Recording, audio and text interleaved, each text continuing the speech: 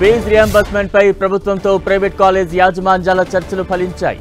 వారం రోజుల్లో 600 కోట్లు ఇచ్చేందుకు ప్రభుత్వం అంగీకరించింది.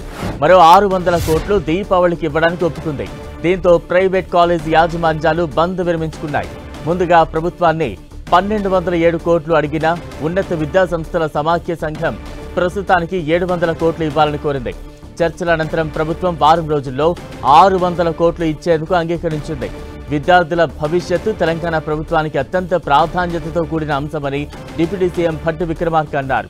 ఫీజు రియంబర్స్మెంట్ పథకం పేద మధ్యతరగతి విద్యార్థులకు వరం లాంటిదని చెప్పారు. ఫీజు రియంబర్స్మెంట్ రేషనలైజేషన్ కోసం ఒక కమిటీ వేయాలని నిర్ణయించామని వెల్లడించారు. తమ విజ్ఞప్తి మేరకు కళాశాలల బంద్ను విరమించుకున్నట్లు యాజమాన్యాలు చెప్పాయి. బంద్ విరమణకు ముందుకొచ్చిన యాజమాన్యాలకు ధన్యవాదాలు తెలిపారు భట్టి.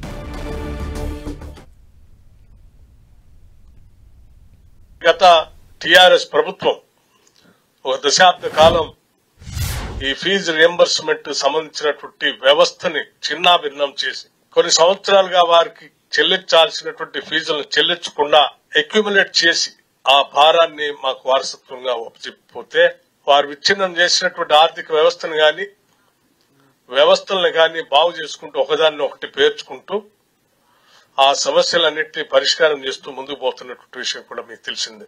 అది భారమైనప్పటికీ ఇబ్బంది అవుతున్నప్పటికీ కూడా సానుకూలంగా వారందరితో చర్చించి విద్యార్థి లోక భవిష్యత్తును దృష్టిలో పెట్టుకుని వారి ఫీజు రియంబర్స్మెంట్ సంబంధించినటువంటి ఏ అయితే టోకెన్లు ఉన్నాయో ఆ టోకెన్లకు సంబంధించినటువంటి వరకు దాదాపు 600 కోట్ల రూపాయల వరకు త్వరితగతిన ఆ నిధుల్ని విడుదల చేయాలని, ఆ తర్వాత భవిష్యత్తులో కూడా మిగతా పెండింగ్ ఉన్నటువంటి వాటిని కూడా ప్రతి నెల ఎంతో కొంత స్ట్రీమ్ లైన్ చేయాలనేటువంటి ఆలోచనతోనే ఈనాడు ఈ రాష్ట్ర ప్రభుత్వం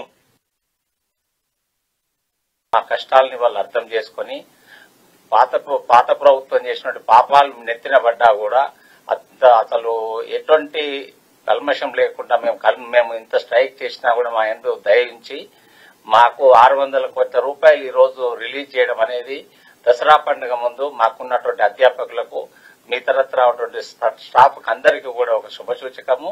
సో మేము ఏదైతే సమ్మె ప్రకటించామో దాన్ని మేము విరమించుకుంటున్నాము.